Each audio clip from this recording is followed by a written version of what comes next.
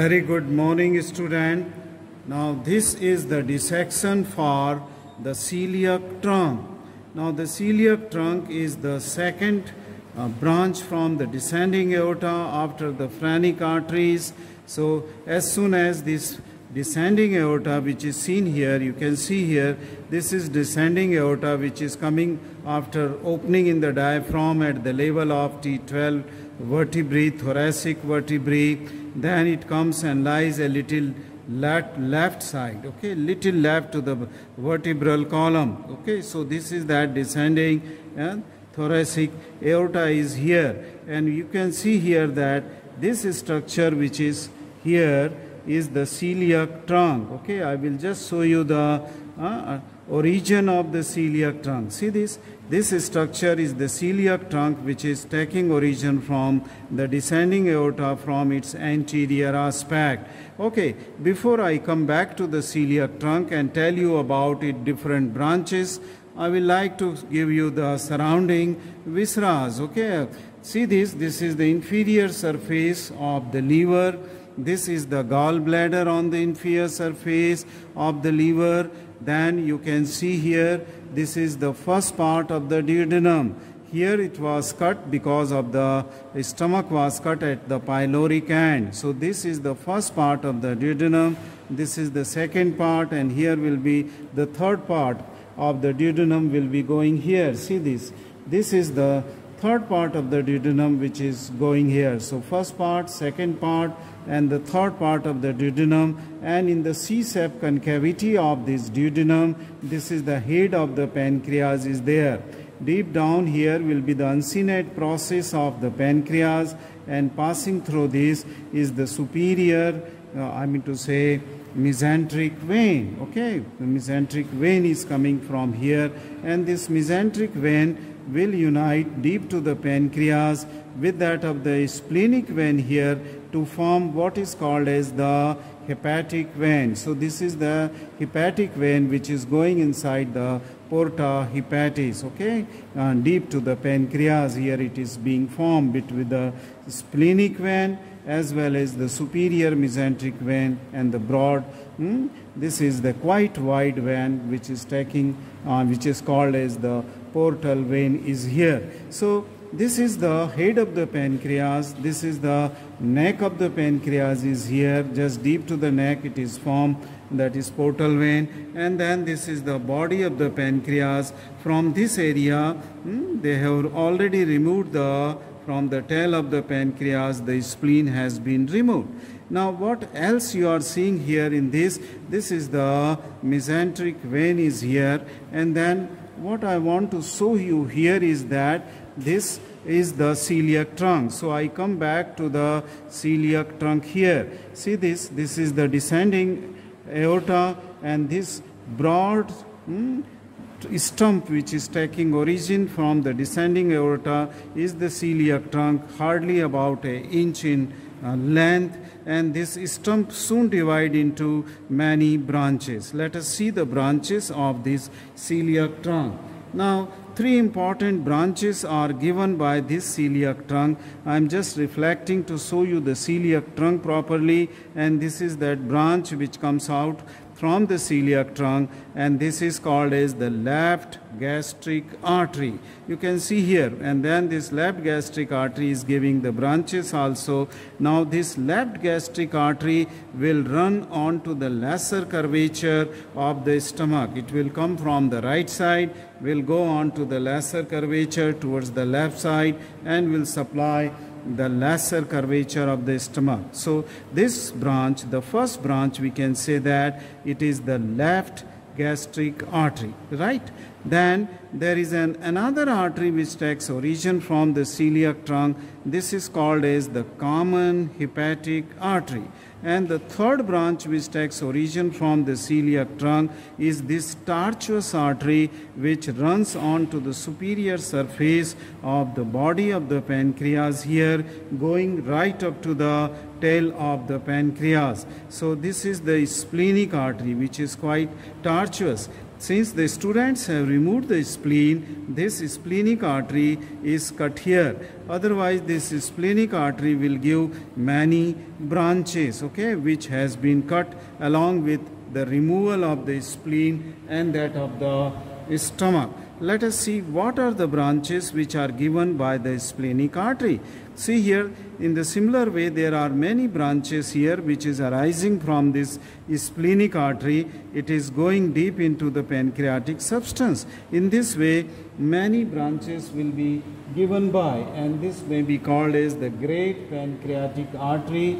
There will be a artery which will be going from the inferior aspect, that is the inferior pancreatic artery, which is already broken here during the removal of the stomach as well as that of the, and then this splenic artery will give the short gastric artery, and this short gastric artery will supply towards the greater curvature of the stomach, okay, through that of the greater omentum. And then this artery will also give a branch which will go towards the greater curvature. And this artery which will go towards the greater curvature of the stomach is called as the left gastroepiploic artery. So there will be a left gastroepiploic artery on the greater curvature of the stomach, okay, beyond this, beside these short gastric arteries. So these are the branches of the splenic artery. Once again I tell you, the splenic artery gives many pancreatic branches, and there may be a great pancreatic branch, it may be the inferior pancreatic artery, and then this may be another branch which is called as the short gastric artery, and one branch which is going towards the greater curvature along with the greater from left towards right side is the inferior, I mean to say the left gastroepiploic artery. It will be called as the left gastroepi on the greater curvature of the stomach, okay. Let us come to the branch of this common hepatic artery. This is the common hepatic artery, and this common hepatic artery will lie just on the superior border of the first part of the duodenum. Just I am trying to put this first part of the duodenum. So in this way, there will be the artery lying on to the superior border of the first part of the duodenum, which is called as the horizontal part, and then it will be the vertical part here where it will go towards the porta hepatis, and this is called as the common hepatic artery.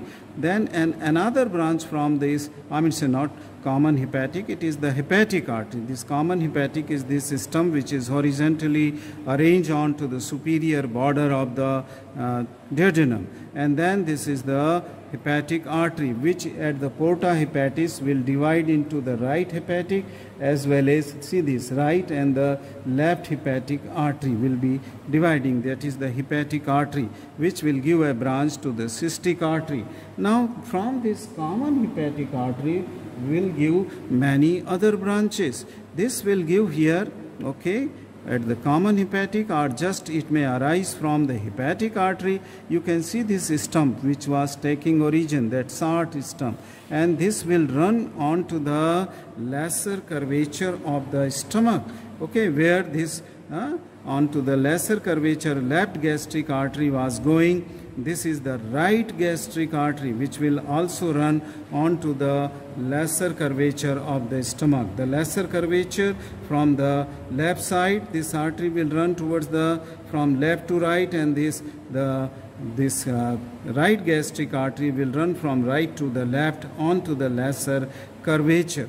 Now the other artery which is coming out from that of the common hepatic artery here, it is called as the gastroduodenal artery. See this artery, this system, this is called as the gastroduodenal. This will go behind the first part of the duodenum, then it will just come out between the second part of the duodenum and the head of the pancreas. See this, this is the gastroduodenal artery, and this gastroduodenal artery will soon divide into two branches. One of its branch, which is going towards that of the left side here, is a large branch, and this will lie at the margin of the greater curvature. This will lie at the margin of the greater curvature of the stomach from right towards the left side, and this is called as the right gastroepiploic artery. This is called as the right gastroepiploic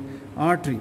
And then the branch which is given by here by the, this is the gastroduodenal artery. This you see this was lying deep to the first part of the duodenum, the gastroduodenal artery. The another branch which will be given towards the right side will be called as superior pancreaticoduodenal artery. So this artery is the superior pancreaticoduodenal, means it will go to the head of the pancreas as well as the second part of duodenum. It will lie in this groove. So this is called as superior pancreaticoduodenal artery, and this is the right gastroepiploic, because I said that there will be a left gastroepiploic branch from the splenic artery which will also supply to that of the greater curvature of the stomach, greater curvature of the stomach. So once again I will just review whatsoever available branch are seen. This is the stump of the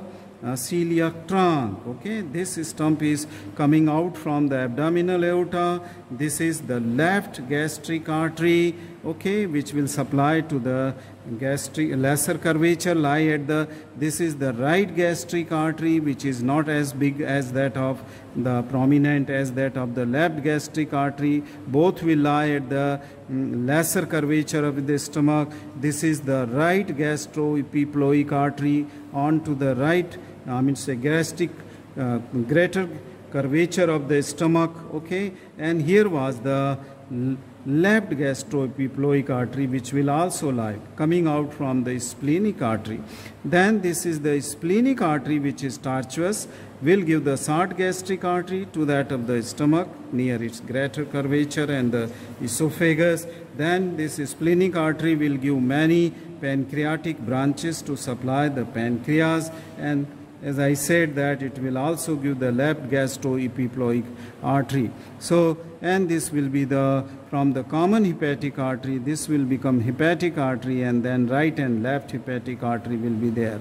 Okay, so these are the some of the major branches of the celiac trunk. Okay, celiac trunk.